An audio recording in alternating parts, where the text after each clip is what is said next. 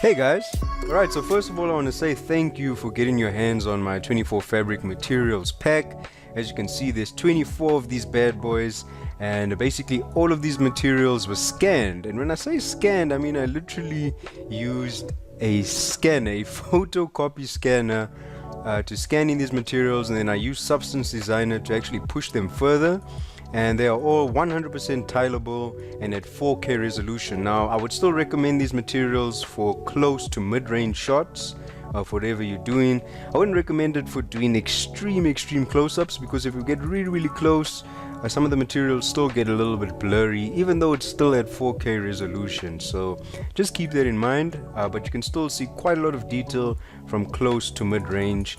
And the reason why I put this together is because I actually wanted my own library of just high quality fabric materials, because I use Marvelous Designer a lot, and materials like this will really come in handy for any garments that you're using. And that's another thing, I created these materials with the main idea of using them for clothing, but of course curtains and blankets and carpets are made out of fabric, right? So you're not just limited to clothing, but clothing was what I was aiming for from the start, but you can still use it with anything else. And yeah, there's 24 of them, and the really awesome thing that I included is there's an actual Substance Painter material included for each fabric. So for anyone who's using Substance Painter and who is doing PBR texturing, you've got all of these materials at your disposal that you'll be able to use in the program. And Substance Painter is where you actually push these materials further, because you can combine some of these together, you can adjust their properties, and you can do a whole lot more in Substance Paint with these materials. But if you're happy with how they look right now, they are good to go. So I'll go to the folder. This is what you guys are going to see. Only difference is, actually when you unzip, this is what you guys are going to see in the zip folder, and then the video tutorial was something else that was included in the package. But anyway, this is what you guys see in the zip. All of the fabrics. Now I still had a really hard time trying to identify each fabric over here. I know some of them are fabric knits, some of them are cotton, and all of that. So if there's anyone out there that actually got this pack and you can identify what each material is, feel free to message me. But in the meantime, you'll see if you go into every folder, there's a preview of every single material, so you can get an idea of what material you'll actually be using.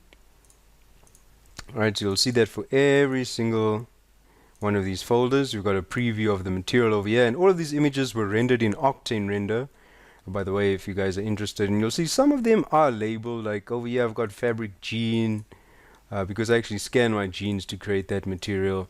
And yeah, it's a combination of some of my own scanned fabrics, and then some of them are offcuts from an actual fabric factory. So again, you can see you've got all these previews over here.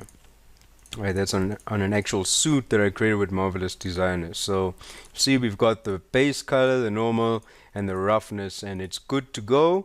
And then over here is the Substance Painter material. So if you want to get started immediately with Substance Painter, I have a readme file over here that tells you, basically gives you a breakdown of what you see in here as well, and where to drag certain folders. But this Substance Painter material, what you want to do is, for me, I installed my logarithmic folder in my C drive, and basically you just want to go program files, logarithmic, Substance Painter, resources, shelf, logarithmic, materials, and then you can see over here I just dragged this exact folder in to this space. So that means whenever I load Substance Painter, all of my SPSAR files are going to load in the materials section of Substance Painter. But again, the readme file is here, because sometimes if they don't load in, I give you a little workaround telling you how to get those materials into Substance Painter so you can start using them. But anyway, that's just a quick intro, and now we'll just be talking a little bit more about the materials and going to Substance Painter to show you how you can combine them together to create new ones. And yeah, let's move on.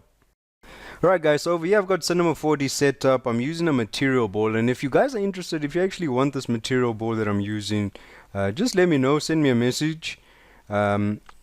I don't know, I didn't feel like it was really that important to include in the package, because I thought the materials were more important than the material board. But if you want it, just let me know.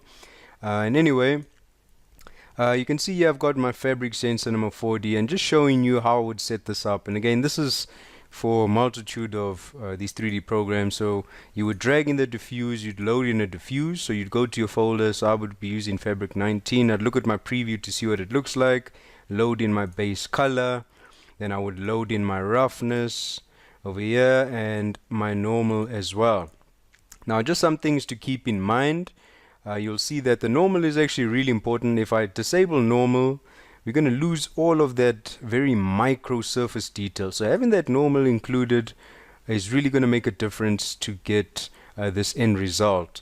Now I also recommend playing around with, in Cinema 4D it's called power, or in other programs just try and look for an intensity slider. Like I said, Cinema 4D is my program of choice when I'm using this stuff, because this is where I render all my images with Octane. So playing around with the power slider can give you some varied results as well. So you can see now that micro surface detail is quite subtle, and we see some of the diffuse texture sticking through there as well. So we can play around with that, or you can make it really intense and get some more different results. You can see if I really pump up that normal, now we can see a lot of surface detail on here. So you can get some varied results just by playing around with the intensity of that normal slider, so keep that in mind. I'm going to bring that back to 1, the default. Now this roughness is also really important, and it's important that you load all 3 maps, and let me show you why. So I'm going to disable normal and I'm going to disable my roughness. So without the roughness, you see this looks almost wet, or it's extremely glossy. So that roughness is basically controlling these glossy areas on the material, and it's literally just a white color that I rendered out of Substance Designer, and that's controlling the glossiness on this material. But also keep in mind that you can also play around with the specular. Let me bring back the normal. You'll see that even if I decrease, if I make my specular color like maybe a black, it's also going to change the property of this. So this is going to be a lot less reflective. It's almost becoming like a matte material now. So playing around with the specular value is also really important. Right, so if you're using this in other 3D programs. So that's just a quick guide showing you how I would use these materials, how you can play around with the normal to get different results. And it's tileable and good to go. And let me zoom in here a little bit. You'll see we can still go quite close and still see quite a lot of the detail, which is great. But this micro surface detail really makes a difference with cloth and fabrics, because it kind of gets rid of the digital look of fabrics, because again these are all real world scan materials, so they contain all of the micro imperfections that we'd see on an actual real fabric. So it kind of sells that fabric material by having that surface imperfections. You'll see even from quite a distance, you see how it breaks up the surface of that material, right? It doesn't just look like some flat plain texture. It's got this imperfection and detail on it, which I think is really nice. Alright, so that is that part for loading the materials, and now let's go to Substance Painter. Okay, quickly, so I'm here in Substance Painter and just showing you what you can do before I actually get to the proper video of the Substance Painter workspace. What you can actually do in here is, I've got my fabrics here. I can literally, if I wanted to, I could drag a fabric on top here and I could create a black mask. Now I can choose where I would want this material to be. So again, we can combine these materials together. So maybe let's say I wanted this white area to be over here. Now maybe it's too white, so I can actually adjust the intensity or color of this. I would create a full layer, and with the full layer I would say add black mask, and I would say overlay, and then I'll change the color of this to maybe a darker gray, and I want to adjust the roughness because this is going to be quite wet. You'll see if I paint on here, there's a lot of glossiness to this, so adjusting the actual roughness of this material is going to determine what that looks like as well. And then you'll see that if I actually bring this all the way down to black, that's like blending together, and like all that stitching is creating a completely new material now. But that's not what I'm going for. So I would actually decrease this overlay slider here and just control it like that. And then again, look, I can just paint over this material and make it darker. So we can even change the color of this material and combine it together with other ones. And there's just a whole lot of flexibility that you have with these materials in Substance Painter. Okay, so that's just a very, very quick tutorial showing you how I would change the color of material on top of an already existing material. And now we'll get to the proper video of Substance Painter. This is where the true magic lies. Okay, so this material over here, this jacket, by the way, I created with Marvelous Designer. It was actually this jacket over here that I published on ArtStation, which was a leather jacket, but I'm just testing my materials with this. And I was trying to go for denim over here, a blue denim. Now this material is not available over here, right?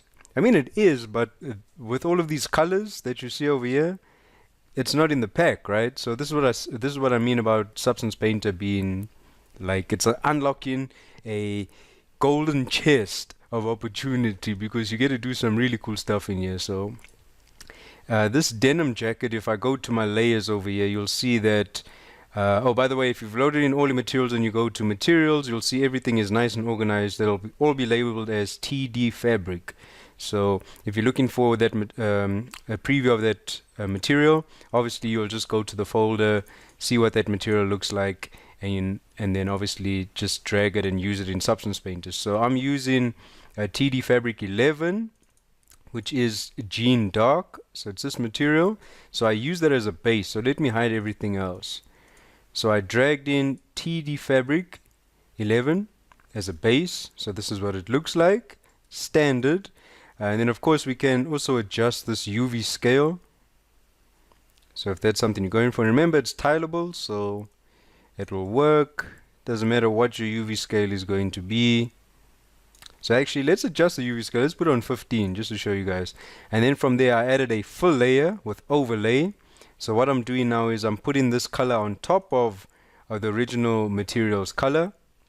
Right, so a overlay, and I just reduced the opacity there a little bit. I added some roughness, and that's another thing. We can start adjusting the material's properties in here as well. So if I wanted something super shiny, I can do that as well with this material. So we can push it further. So I just left it on rough, and then I added a black mask. So I added another full layer that was white, and then I added a black mask, and then I literally just took a soft brush.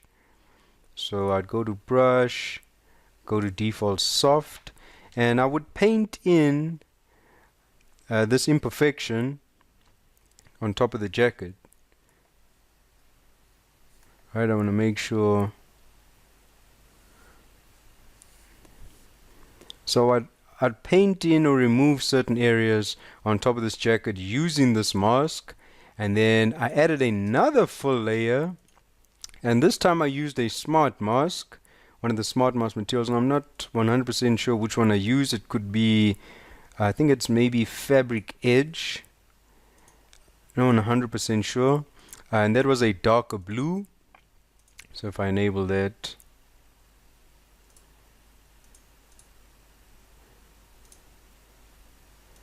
And go back to my mask.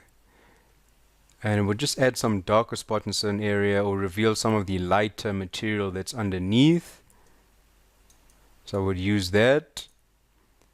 And I can obviously adjust the global balance over here, how much I want to be visible on the jacket. And just applying all of these layers. And then I had another fabric material on top with another one of these smart masks applied. And let me just go back here, reduce the global balance, and you can see that by combining all of these different materials together, you can push the materials further using smart masks. Now of course this isn't a Substance Painter material. I'm just showing you quick breakdown of how I actually combined some of these materials together to get certain results. So I'm actually going to undo that. Go back to how I had it originally, and enable, and that's basically how I was trying to build this denim jacket that you guys see over here. So just showing you the power of Substance Painter, how you can push these materials further. And of course, if you want to, we can start combining these together. So let's say I want to go for fabric 13, drag that to the top, let that load in, and now you can see the denim normal map, the denim normal is actually poking through this material. So if I disabled fabric 11, I'd be able to see the original fabric 13 material. So it kind of looks like almost like a wet leather. But now you can combine these together, which I think is really, really cool. So if I add a black mask, and if you've got UV selection, let me just turn this back on. If you've got UV selection enabled, you'd go to polygon full and select UV. And now I'm going to just select the sleeves like that. Go back over here. And now you see I can have selective, I can choose where I want this to be placed. Or I can combine these together, have them on top of each other. So there really is a lot of stuff that you can do. And obviously this garment was created with the UVs for different sections, like the back and the front and the sleeves. So this this isn't a tutorial on that, guys, but just showing you what you can do in Substance Painter. You can quickly texture your garments with these fabric materials. They look pretty nice. And this is still at 2K, so if I went all the way up to 4K, let's put that at 4K quickly. And another thing to keep in mind, if you really want to see these materials properly, I recommend viewing the materials in IRA before you actually decide to export them. So let me just put this at 4K, and there we go. Now we can see a lot of that micro surface detail. It's a lot more visible now. So if I went back into IRA,